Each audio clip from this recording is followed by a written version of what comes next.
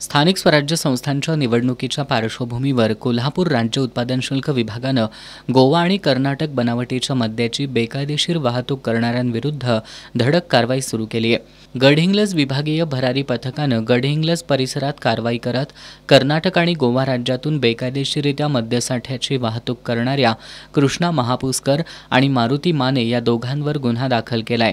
या दोघांकडून गोवा आणि कर्नाटक बनावटीचा मद्यसाठा, वाहतुकीसाठी वापरलेली 3 वाहनं असा 23,86,000चा मुद्देमाल जप्त करण्यात आलाय. राज्य उत्पादन शुल्क विभागाच्या अधीक्षक स्नेहलता नरवणे आणि उपअधीक्षक युवराज शिंदे यांच्या मार्गदर्शनाखाली निरीक्षक प्रमोद खरात, दुय्यम निरीक्षक Satyavan Bhagat, Sandeep Jadhav, DM Vayadande, RC Keripale, SM Patil, Naresh Kerkar, PA Gurav, Sandeep Jankar, भरत सावंत, संदीप चौगले, देवेंद्र पाटील, आशिष पवार, आदर्श धुमाळ, सुशांत पाटील, स्वप्नाली बेडगे, संदेश कोळी यांनी या कारवाईत सहभाग घेतला.